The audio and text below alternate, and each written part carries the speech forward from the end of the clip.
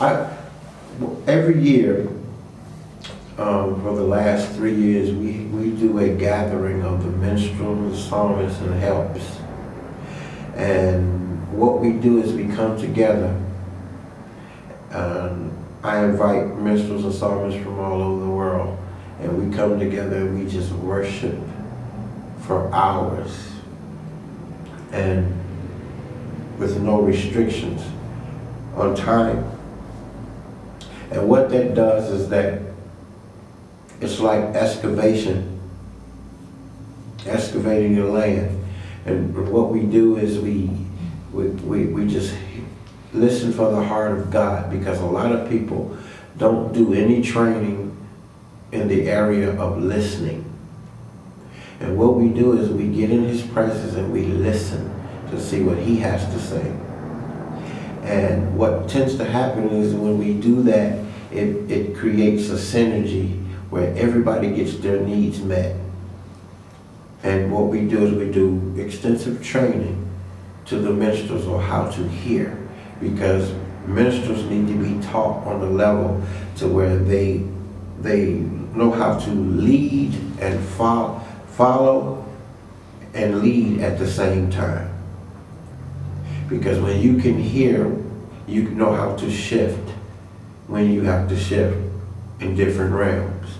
But if you're not listening, or you don't know how to hear or listen, it's very hard to flow in the Spirit of God accurately.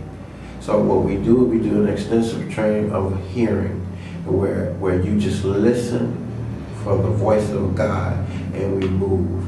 Because what happens is we get into a schedule where we can't allow God to do what He wants to do because of our time, limited on time. And what we need to understand is time. We were not designed to serve time. Time was designed to serve us. So there's a difference when you begin to get in God's presence for a lengthy amount of time. Your relationship involves dialogue. So when you speak to God, He speaks back.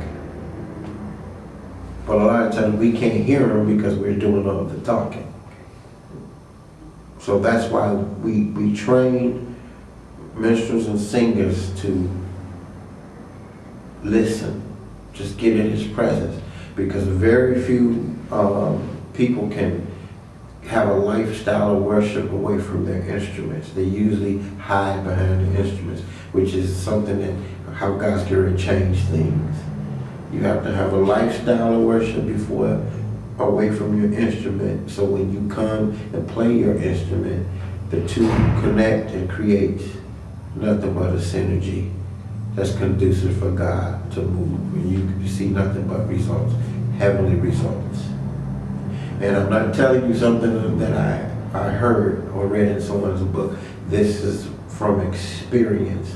And what has happened in our gatherings, nothing but miracles. We had the first gathering, as we played and just sang and worshiped, people began to get out of wheelchairs and begin to walk that had never walked before. People were getting healed in the midst of the atmosphere for worship. Because what's happening is God is taking the responsibility out of man's hand and putting it back in His. It is not our responsibility that people get a breakthrough.